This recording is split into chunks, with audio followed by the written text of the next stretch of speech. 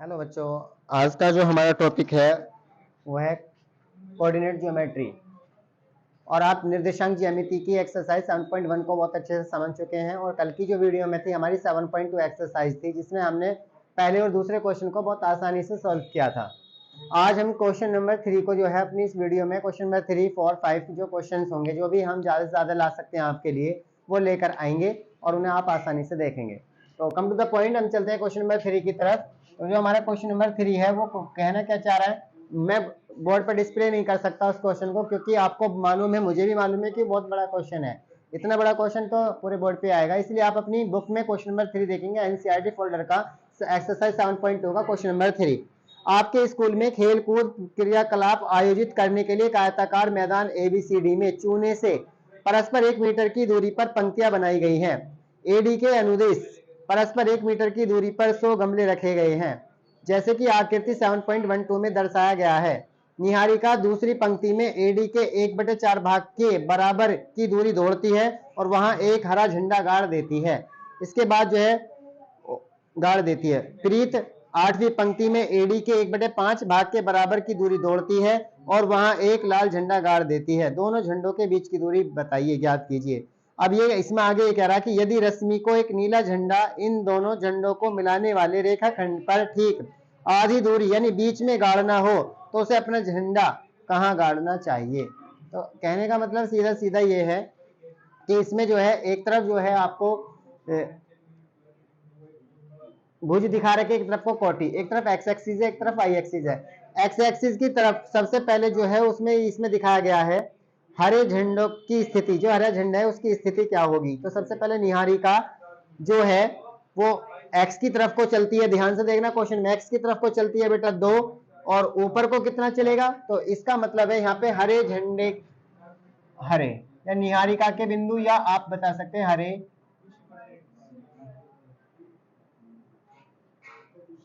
झंडे की, हरे झंडे की स्थिति। तो हरे झंडे की जो स्थिति होगी वो कैसी होगी, कहां होगी, उसे आपको बताना है। तो सबसे पहले आप बताएंगे कि वो जो है एक्स की ओर कितना चल रहा है। बेटा एक्स की ओर 2 चल रहा है, एक्स की ओर कितना है 2, तो एक्स की वैल्यू तो आ गई 2। अब बात करते हैं कि वो जो है एडी में कितना चलता है, ऊपर की ओर कितना चलता है, एडी की तरफ मतलब वाई की तरफ कितना चलता है। तो टोटल जो गमले हैं वो 100 है, और 100 का 1/4 पार कर लेता है। तो मैं यहाँ पे लिख रहा हूँ 100 इंटू 1/4। अगर मैं आपको लिख दूं 100 इंटू 1/4, तो आपका जो पॉइंट है वो सीधा सीधा निकल कर आ जाएगा। कितना, देखो आपको मालूम है 2 हो जाएगा, और जब इसे डिवाइड करेंगे 2 इंटू 25, तो ये आपका हो जाएगा बेटा हरे झंडे की स्थिति। अब ये कैसे पता लगा आपको, मैं अभी आपको बता रहा हूं। जैसे आपने देखा कि ये आपका पहला एक्स एक्सिस है, क्या है बेटा ये एक्स एक्सिस, और ये इस तरीके से उन्होंने क्यारी बना रखी है। कितनी क्या बना रखी है, क्यारी बना रखी है। और क्यारी के आगे जो इधर जो आपको गमले दिखा रखे, ध्यान से देखना। और ये गमले जो है यहाँ पे 1 2 3 4 5 6, इस तरीके से जो गमलों की संख्या है वो 100 है। कितनी है बेटे गमलों की संख्या, 100। मैं पहले आपको ये बता दूं कि कैसे सॉल्व करेंगे क्वेश्चन को। इधर को तो उन्होंने क्यारी दिखा रखी है कि वो दूसरी क्यारी में है, जो निहारिका वो दूसरी क्यारी में है, और जब वो दूसरी क्यारी में खड़ी है तो एक्स की तरफ को कितना हो गया बेटा, एक्स की तरफ को कितना चला, 2 चला। एक्स की तरफ को कितना, 2, तो एक्स का मान तो 2 आ गया। अब वाई का मान कैसा आएगा, तो जो टोटल गमले हैं, टोटल गमले कितने हैं बेटा, 100 है, उसका 1/4 छलांग लगाती है, ऐसे करके यूं उछलती है, जंप करती है, और जंप करने के बाद 1/4 यानी 100 का 1/4, तो 1/4 निकालो, 4 से काटो, 4 2 10, 1 2 बचा 4 25 4 जाए, यानी 25 गमलों पे झंडा लगा देती है। यानी इस तरीके से गमले लगे हुए हैं, ऐसे गमले लगे हुए ऊपर को, पहला दूसरा तीसरा चौथा पांचवा। तो जब वो जंप लगा के आती है, जंप लगा के ऐसे करके झंडा लगाती है, तो झंडा जो है कौन से वाले गमले में लगाती है, 25वें गमले में अपना झंडा गाड़ देती है। तो ये तो हो गई निहारिका। अब ऐसी प्रीत है, ऐसी क्या बेटा प्रीत, प्रीत जो है कौन सी क्यारी में, प्रीत को मैं देख रहा हूं यहाँ पे वो 8वीं क्यारी में, कौन सी में, 1 2 3 8वीं क्यारी में। तो प्रीत जो है वो 8वीं क्यारी में। तो प्रीत कैसे झंडा गाड़ रहा है ये देख लो, प्रीत का झंडा किस तरीके का, तो वो दिखा रहा है इसके अंदर, प्रीत दौड़ते हुए झंडा गाड़ देती है, हरा झंडा, और एडी के 1/5 बार दौड़ती है और वहां लाल झंडा गाड़ देती है।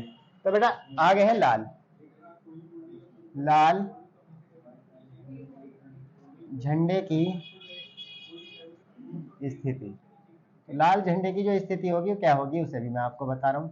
तो लाल झंडे की जो स्थिति होगी बेटा एक्स की तरफ कितना है 8, और उसका 100 का जंप कितना करता है 1/5, आपके 1/5 जंप कर रहा है। तो 8 तो आपको पता लग गया क्योंकि एक्स एक्सिस में वो 8वीं क्यारी में है, और कितने गमले में झंडा लगाती है 20वें गमले में झंडा गाड़ देती है, क्योंकि 100 का 1/5 20 होता है। इस तरीके से आपने देखा। ध्यान से देखना बेटा, बिल्कुल सिंपल है कि आप सिर्फ पॉइंटों को समझना सीख ले कि पॉइंट क्या है, बस आप क्वेश्चन आसानी से सोल्व कर लेंगे अगर आपके समझ में ये आ गया। मतलब कहने का क्या है, मतलब कहने का सीधा सीधा ये है कि एक तो हरिज है, एक तो है निहारिका, एक है प्रीत।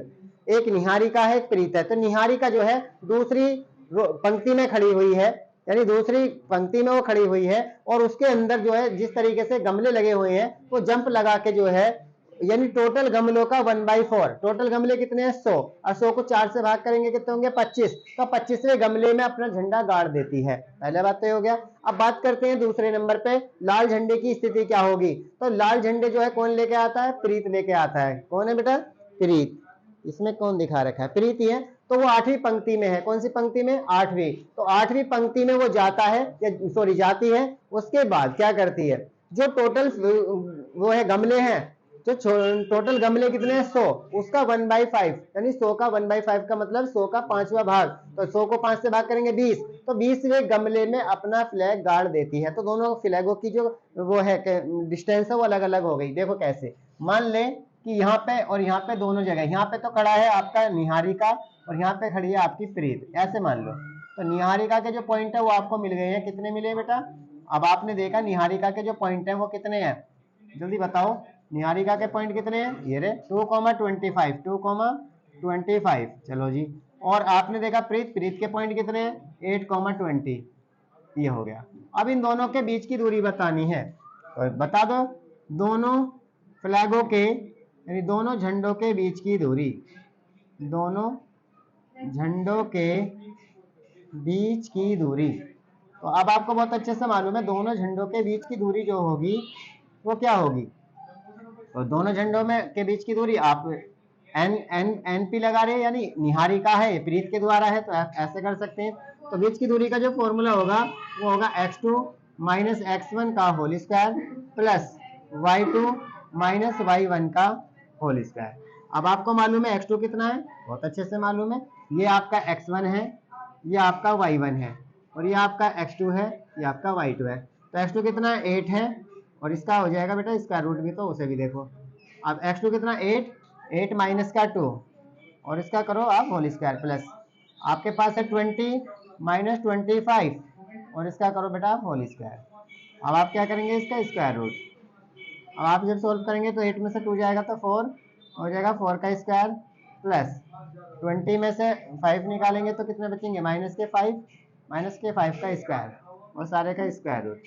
आप देखेंगे 4 का स्क्वायर होता है 16, 25 का स्क्वायर होता है 5 का स्क्वायर होता है 25, और जब आप देखेंगे तो कितना आ जाएगा 41 का स्क्वायर रूट।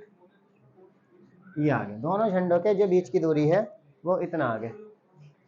8 में से 2 जाएंगे तो बेटा 6 बचेंगे, सॉरी कितना आएगा 6, और 6 का स्क्वायर कितना होता है बेटा 36, और 36 को जब प्लस करेंगे तो कितना आएगा 5 अच्छे 11, तीनों तो 5 और 1 6, रूट 61 मात्र।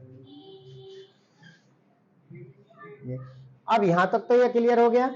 अब क्या कहना चाह रहा कि अब इसमें रश्मि आती है और बिल्कुल बीच में बिल्कुल बीचों बीच आके अपना फ्लैग लगा देती है। यानी अगर यहाँ पे आपने कोई फ्लैग लगाया है, ये कोई फ्लैग है, आपने देखा है कोई फ्लैग लगा दिया, ऐसे यहाँ पे कोई आपने फ्लैग लगा दिया, तो ऐसी रश्मि अपना फ्लैग लगाना चाह रही है, ऐसे मान लीजिए। तो रश्मि फ्लैग कहाँ लगाई, तो ये आर फॉर कर लो रश्मि। तो रश्मि जो है एन का और पी का मिड पॉइंट है, बिल्कुल बीचों बीच लगाना चाहती है। तो आप कह सकते हैं रश्मि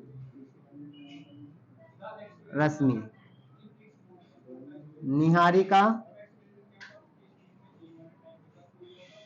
और प्रीत का मध्य बिंदु है, ऐसा मध्य बिंदु है। तब मध्य बिंदु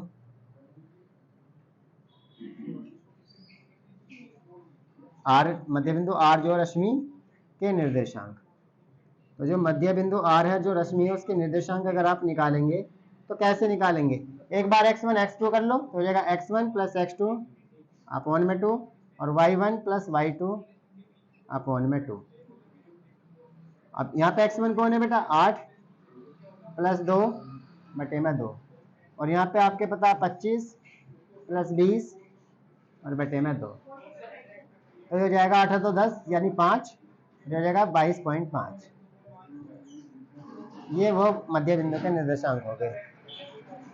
तो आपको बताना ये है कि पांचवी रो में मतलब पांचवी पंक्ति में जाएगी वो, और पांचवी पंक्ति में 22 और 23 गमले यानी 22.5वें गमले के अंदर बीच में जो है ना तो 22वें गमले में ना 23वें गमले में बल्कि उनके बीच में जाकर अपना फ्लैग गाड़ देगी, यानी ना तो वो 22वें गमले में जाएगी नहीं वो 23 में, बल्कि 22.5 का मतलब है 22 और 23 के बीच में अपना फ्लैग लगा देगी। मान लो कि ये तो आपके ये तो निहारिका के हैं, ये प्रीत के हैं और रश्मि अपना फ्लैग यहाँ लगाएगी। तो मतलब कहने का है कि पांचवी पंक्ति में, कौन सी पंक्ति में बेटा पांचवी पंक्ति में, पंक्ति कौन सी होगी उसकी पांचवी पंक्ति होगी, चलो बात होगी। लेकिन गमला कौन सा होगा, तो गमला कंप्लीट नहीं है 22.5 है, तो गमला आधा तो कहीं टूटा हुआ मिलेगा नहीं, तो ना तो 22वें में लगाएगी ना 23 में लगाएगी, बल्कि 22वें और 23 के बीच की जगह है उसमें जाके अपना झंडा गाड़ देगी।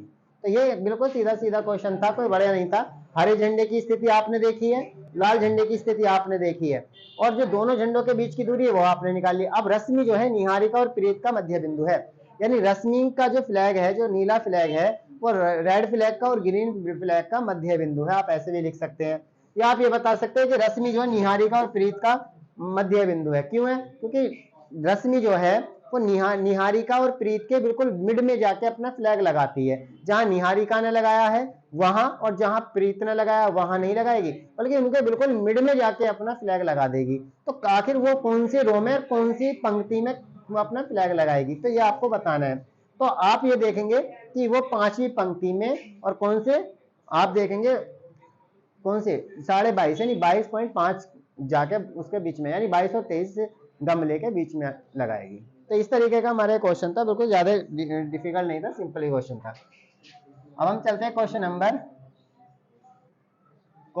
4 की तरफ चलते हैं। बेटा देखो क्या कह रहा है 4 क्वेश्चन कह रहा है बिंदु -3, 10 और 6, -8 को जोड़ने वाले रेखाखंड को, यानी आपको अगर आपको ये बिंदु दिया हुआ है, ध्यान से देखना बिंदु, चलो जी कौन है -3, 10 और 6, -8 ये हो गया। को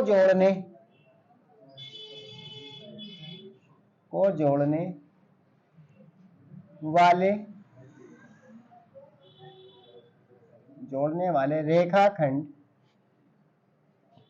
को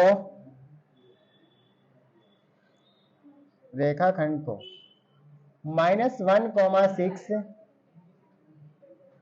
किस अनुपात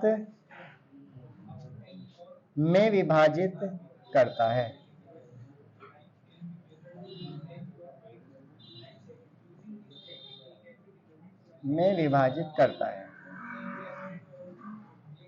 यानी इसमें अनुपात पूछ रहा है। देखो कहने का मतलब सीधा सीधा क्या है, क्वेश्चन के अंदर मान लो एक लाइन सेगमेंट है, आपने ये बना दिया, इसमें आपने इसको ए कह दिया, इसको आपने बी कह दिया। अब आपने ए के जो कोऑर्डिनेट है वो लिखे 3, 10 और जो बी के कोऑर्डिनेट है वो लिखे 6, -8। अब इसका जो मिड वैल्यू है ना, जोड़ने वाला रेखाखंड कहीं भी जोड़ रहा है, उसकी जो पी के निर्देशांक है वो दे रखे -1, 6। अब बात करते हैं कि ये जो M1 है ये, और ये जो यहाँ से यहाँ तक का M2 है ये हमें बताना कि किस अनुपात में डिवाइड करता है, इस रेखाखंड को किस अनुपात में डिवाइड करता है।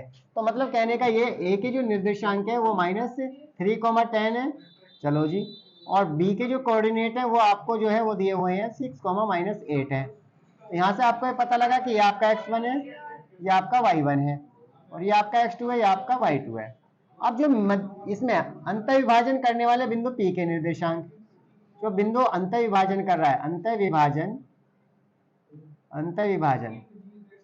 करने वाले अंतर विभाजन करने वाले बिंदु P के निर्देशांक, बिंदु P के निर्देशांक, या आप कह सकते हैं बिंदु P के निर्देशांक जो इसको अंतर विभाजन करता है, वही तो है। तो वो हो जाएंगे -1,6। और आपको यहाँ पे जो अनुपात है 1 अनुपात m1 अनुपात m2, इसको आपको बताना है। m1 अनुपात m2 बराबर क्वेश्चन मार्क, ये है। तो by using section formula, section formula क्या कहता है? अब तुम कहोगे जी सर सेक्शन फॉर्मूले तो दोनों होते हैं, मैं कौन सा लगाऊं? बेटा अनुपात निकालने के लिए कोई सा भी फॉर्मूला लगा दो, चाहे x का लगा दो चाहे y का, दोनों एक ही आएंगे। अब मैं आपसे कह रहा हूं कि x का लगाइए, तो x बराबर होगा m1 x2 plus m2 x1 upon में m1 प्लस में m2।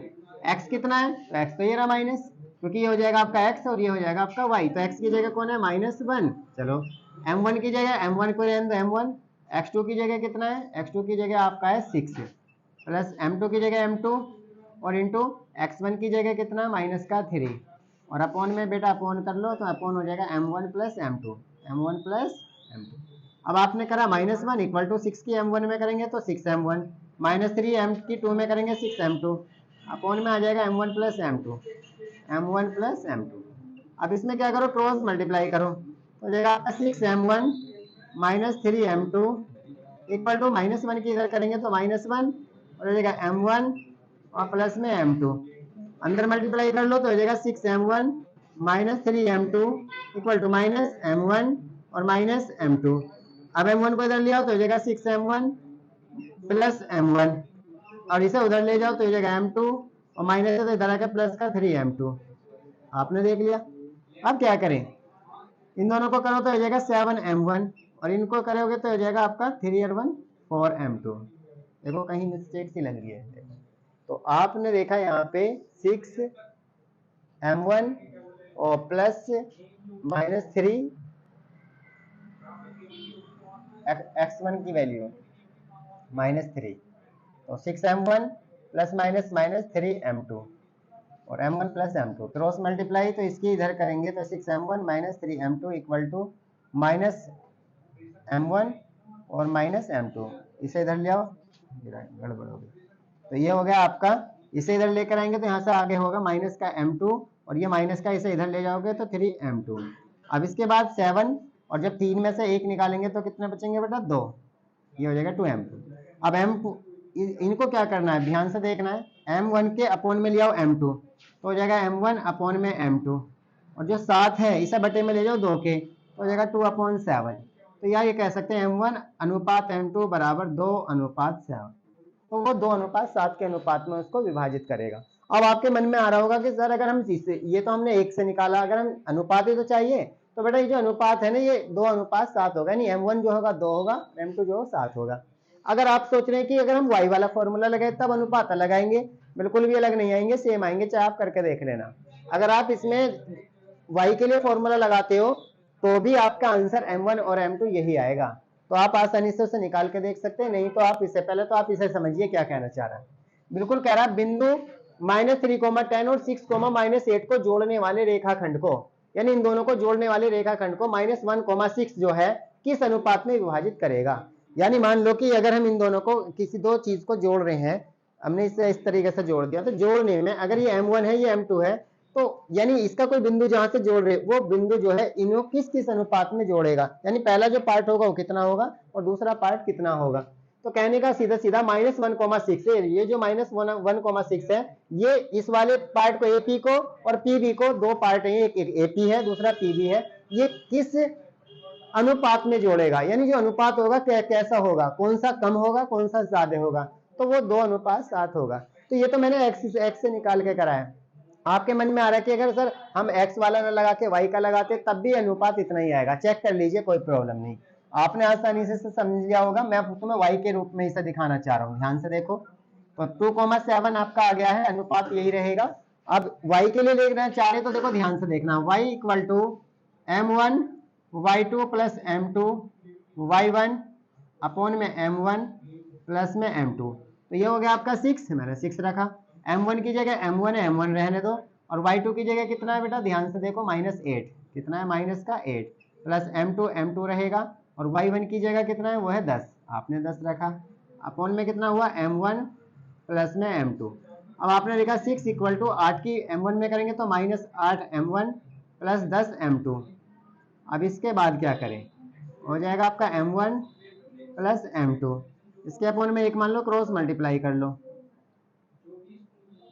अब क्रॉस मल्टीप्लाई करेंगे तो क्या करेंगे, देखो अब आप ऐसे करिए 6 इंटू m1 प्लस m2 और 1 की इधर कर लीजिए, तो ये हो जाएगा आपका -8m1, 1 से तो ऐसे ही रहेगा सेम, इसमें ये आ गया। 6 के अंदर करो तो ये हो जाएगा 6m1 प्लस 6 की m2 में करो तो 6m2 और माइनस के 8m1 और प्लस के 10m2। ध्यान से देखते रहो, इसे इधर ले आओ तो हो जाएगा आपका 6m1, माइनस का इधर आकर प्लस का हो जाएगा 8m1।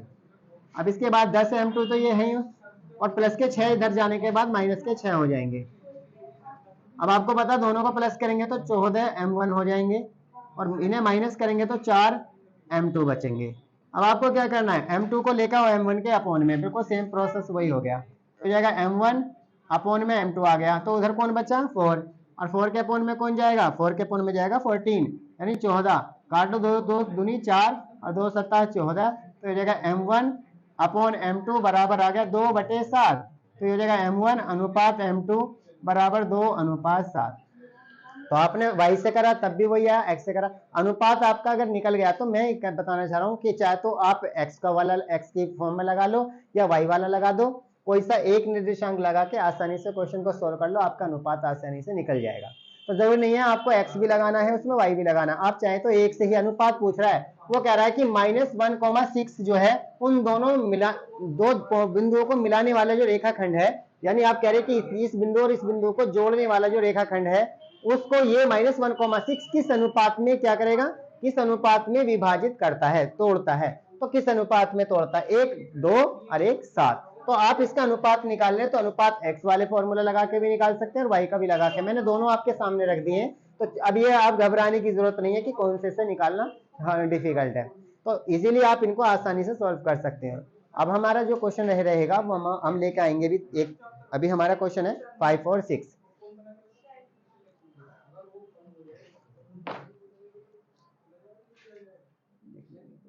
तो बेटा समझ लिया होगा। तो बेटा हम चल रहे हैं अगले क्वेश्चन की तरफ। हमारा क्वेश्चन आ गया है 5 क्वेश्चन, वह अनुपात ज्ञात कीजिए। आपके एनसीईआरटी बुक में क्वेश्चन नंबर 5 देखने को मिलेगा, जो कि मैंने यहाँ पे डिस्प्ले किया है।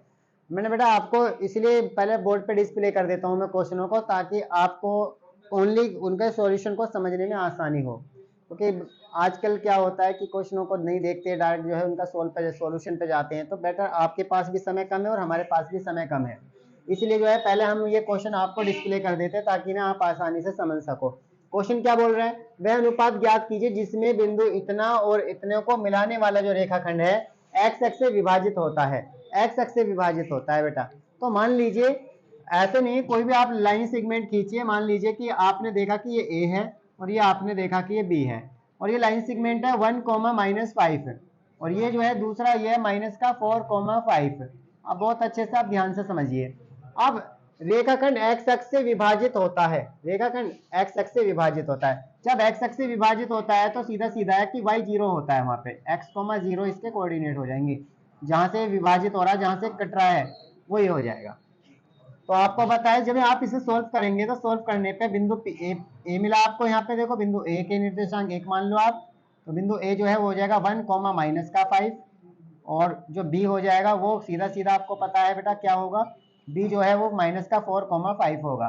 यहाँ से बहुत अच्छे से मालूम है कि एक जो होता है वो x1 होता है, दूसरा y1 होता है, और जो ये बिंदु होता है x2, y2 होता है, और x अक्ष से विभाजित होता है, कहाँ से होता है बेटा, x अक्ष से विभाजित होता है। तो x अक्ष का समीकरण, x अक्ष का समीकरण तब बेटा y जो 0 होता है, x अक्ष के समीकरण जो फिर तब y क्या होता है, x अक्ष का समीकरण तब y क्या होता है बेटा, 0 होता है, y 0।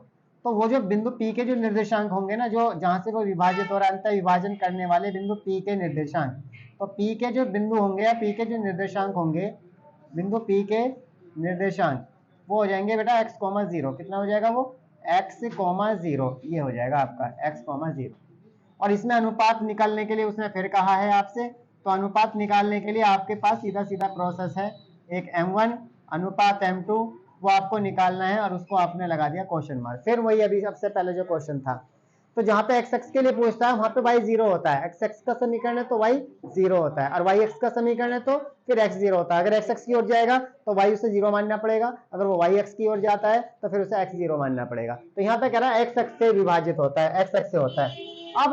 अब मैं आपको समझाऊं कि बेटा अगर मैं एक्स के लिए फॉर्मूला लूं, एक्स का तो मान है नहीं, तो मुझे यहाँ पे दिमाग में लगाओ कि सेक्शन फॉर्मूले में वाई का लेना चाहिए या एक्स का लेना चाहिए। मान लो अगर मैं यहाँ पे एक्स का लेता हूँ तो एक्स की जगह तो एक्स आ जाएगा, तो यहाँ पे प्रॉब्लम आ जाएगी। तो मुझे यहाँ पे सबसे पहले ध्यान से देखना क्या करना है। तो मैं यहाँ पे जब सूत्र लगाता हूँ, सेक्शन फॉर्मूले का सूत्र लगाता हूँ, तो मैं वाई ले रहा हूँ। अब आपके दिमाग में आएगा कि सर वाई क्यों ले रहे हो, अभी मैं आपको बताऊंगा वाई मैंने क्यों लिया है, तुम्हारी खुद समझ में आ जाएगा वाई मैंने क्यों लिया है। अब ये समझ, वाई का मान बताओ कितना है, जीरो है, तो वाई की जगह आपने जीरो रखा। m1 का मान कितना है, नहीं वो तो निकालना है, तो m1 हो गया। और y2 का मान बेटा कितना है, वो 5 है, m2 रहेगा। और y1 की जो वैल्यू है वो माइनस का 5 है, और अपोन में कितना हो जाएगा, अपोन में हो जाएगा आपका m1 प्लस m2 तो हो जाएगा बेटा 0, अपोन में मान लो 1, तो 0/1 हो जाएगा, तो हो जाएगा 5m1। और जब इसकी मल्टीप्लाई करेंगे तो माइनस का 5m2 हो जाएगा, और अपोन में हो जाएगा बेटा m1 plus m2 cross multiplication करोगे तो ये आपका 0 हो जाएगा, आपके पास बचेगा 1 की जब इसमें मल्टीप्लाई करेंगे तो 5m1 माइनस के 5m2। अब बराबर जब 0 की इस पूरे में करोगे तो बेटा ये 0 हो जाएगा, इसे उधर लेके जाओ तो हो जाएगा 5m1 बराबर में हो जाएगा 5m2। m2 को नीचे ले आओ तो m1 अपोन में m2 हो जाएगा, और 5 को 5 के नहीं अपोन में लेके जाओ तो 5/5 होगा, 5 से 5 कटेगा। तो यहाँ पे आप जब देखेंगे तो मैं आपको बताता हूँ m1 अनुपात यानी m1/m2 बराबर हो जाएगा 1/1, या m1 अनुपात m2 बराबर 1:1, ये वो अनुपात हो गया। अब एक बात ध्यान से सुनो, तुमने कहा कि सर तुमने y का क्यों लगाया है, x का क्यों नहीं लगाया, पूछ सकते हो, क्योंकि x का कोई मान नहीं है। देख लो बताओ, x x है, और जब x x है तो इसलिए वहां पे उसको रखना पॉसिबल नहीं है। तो हम ऐसी वैल्यू को रखेंगे जो वैल्यू गिवन है। वैल्यू किसकी गिवन है, y की, बताओ कितनी है, 0, तो हमने y का इसलिए रखा है। तो आपके मन में ये आ रहा है कि हमने यहाँ y का ही फॉर्मूला क्यों रखा है, y बिंदु को क्यों लिया है हमने यहाँ पे। y बिंदु को हमने इसलिए लिया है क्योंकि x x के जो समीकरण आपने लिया है, जो p के निर्देशांक है, बिंदु p के निर्देशांक में एक तो x है, दूसरा 0 है, तो 0 किसका है, 0 y का है, 0 किसका है, y का। तो हमें जो y 0 लिया है वो y के लिए लिया है, इसलिए ताकि हमारा अनुपात निकल सके। अब वो बता रहा है इस विभाजन बिंदु के निर्देशांक भी ज्ञात कीजिए। अब लगा दो x का फॉर्मूला, x बराबर हो जाएगा m1 x2 plus m2 x1 upon में हो जाएगा m1 प्लस m2। आपके पास है m1 का मान है 1 रखो, और x2 का जो मान है वो कितना है बेटा, x2 का मान है -4, तो x2 की वैल्यू -4 हो गई, प्लस m2 की वैल्यू फिर 1 है तो आप फिर 1 रखो, और x1 की जो वैल्यू है वो 1 है तो आपने 1 रखी। अपोन में हो जाएगा आपका 1 + 1, क्या हो जाएगा बेटा 1 + 1। अब आपने देखा 4 × 1 = 4, माइनस का 4 होगा, प्लस 1 × 1 = 1 तो 1 हुआ, अपोन में 2, 4 में से 1 जाएगा तो माइनस का 3 बचेगा, अपोन में 2, ये x आ गया। तो अंतर विभाजन जो कर रहा है ना, अंतर विभाजन करने वाला बिंदु जो P है उसके जो निर्देशांक होंगे वो क्या होंगे, अब ध्यान लिख दो। अतः अंतर विभाजन करने वाले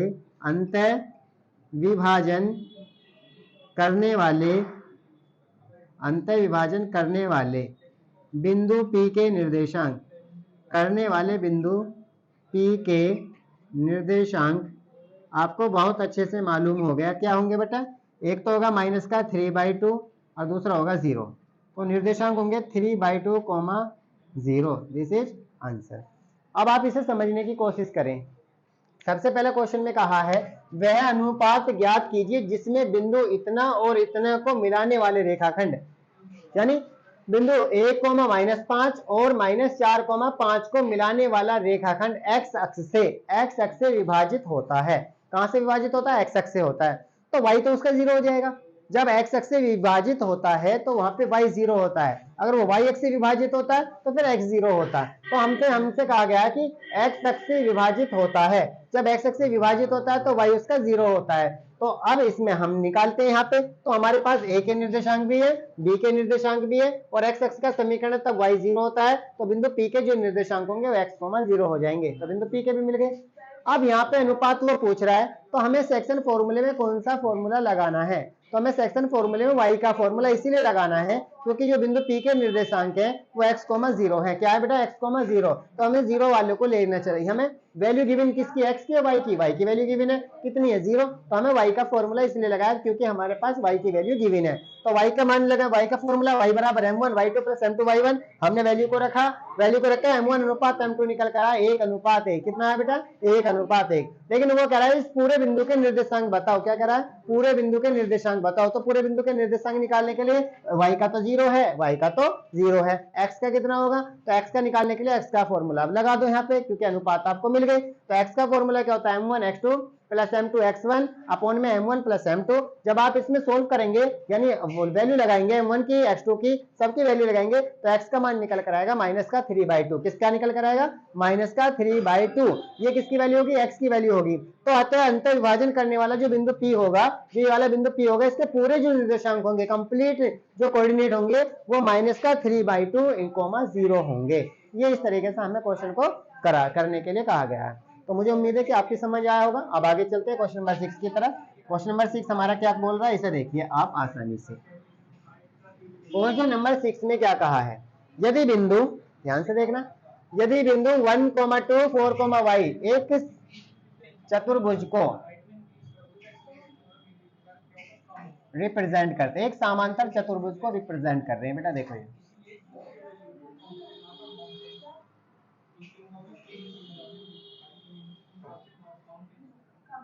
किसको? एक समांतर चतुर्भुज को निरूपित कर रहे हैं। बेटा देखो ये ऐसे, ठीक है, थोड़ा सा इसे भी ले लो हल्का सा।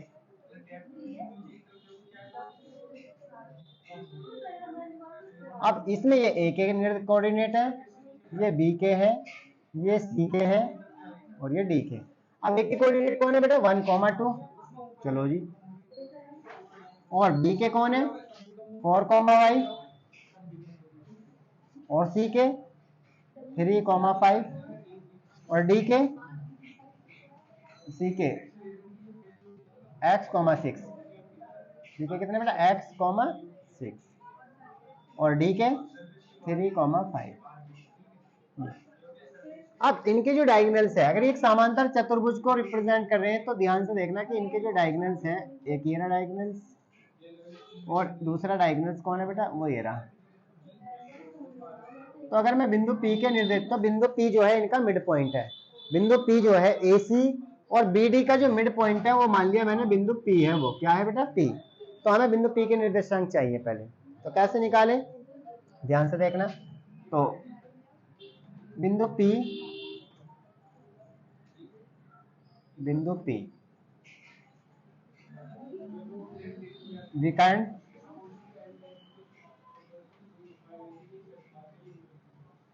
AC का मध्य बिंदु है।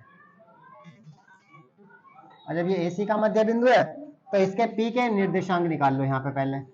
P के निर्देशांक, और P के निर्देशांक कैसे निकलेंगे वो आप देखते हैं ध्यान से। बराबर x1 प्लस x2 अपॉन में 2, y1 प्लस y2 अपॉन में 2। एक ये होगा, एक ये। अब इसके बाद क्या करें? अब इसके बाद क्या करें? अब इसके बाद जो है वैल्यू को रखो, इसमें इन दोनों के साथ ले रहे हैं। x1 कौन है आपका? 1 और बेटा x2 कौन है? वो x है और अपॉन में कितना है बेटा? 2। और y1 कौन है? 2 और y1 2 है, y2 कितना है? 6 और अपॉन में बेटा 2। तो मैं इसे प्रॉपर एक वैल्यू निकाल के रखूँ तो हो जाएगा 1 प्लस x अपॉन में 2 और ये निकल के आएगा 6, 2, 8, 8 का हाफ हो जाएगा 4। मैंने डायरेक्ट ये निकाल दिया। अब इसी तरीके से जैसे आपने ये लिया, अब आप ये देखिए बिंदु जो P है, बिंदु P विकर्ण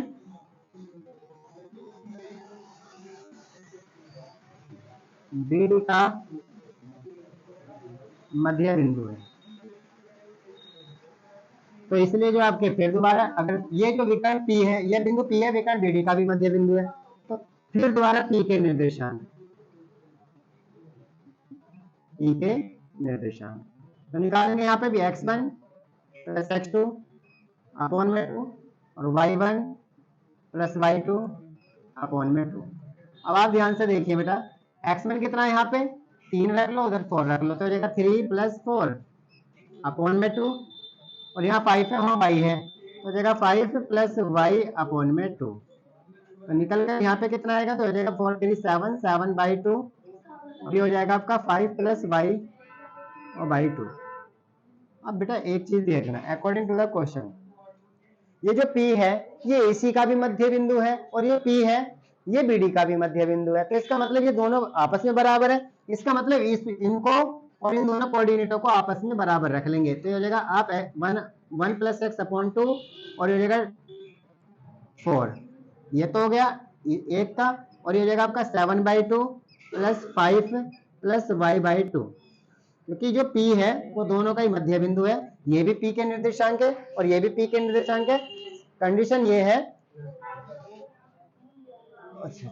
और कंडीशन क्या है बेटा, कंडीशन क्या है, कंडीशन सामने ये नजर आ रही है कि ये जो निर्देशांक है ये भी बिंदु P के हैं बट ये विकर्ण AC के साथ है, और ये भी P के निर्देशांक है बट ये विकर्ण BD के साथ है, तो ये भी P के निर्देशांक है, ये भी दोनों बराबर रख लो। अब इनकी कंपैरिजन करो, इसकी तुलना तो इससे कर दो, इसके बराबर रखो, और इसको बेटा इसके बराबर रखो, तो क्या हो जाएगा यहाँ पे ध्यान से देखना 1 plus x upon 2 equal to में आ जाएगा आपका 7 बाई 2, कितना आ जाएगा 7 बाई 2। इस वाले 2 से 2 कट जाएगा तो हो जाएगा 1 प्लस एक्स इक्वल टू 7, और अगर x निकालूंगा तो x हो जाएगा 7 माइनस 1 और ये हो जाएगा x बराबर 6, तो x का मान आ गया बेटा 6, कितना आ गया 6, एक x की वैल्यू तो आ गई 6।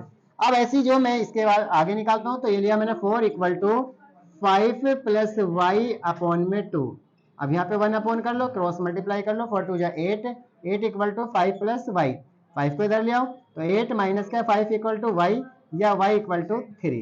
तो वो जो x और y के मान पूछ रहा था वो हमें पता लगा है कि एक तो है 6 और एक कितना है बेटा, ये देखना, एक तो आ गया 6 और एक आ गया 3, तो x की वैल्यू जो है 3 है और एक x की वैल्यू 6 है और y की वैल्यू 3 है।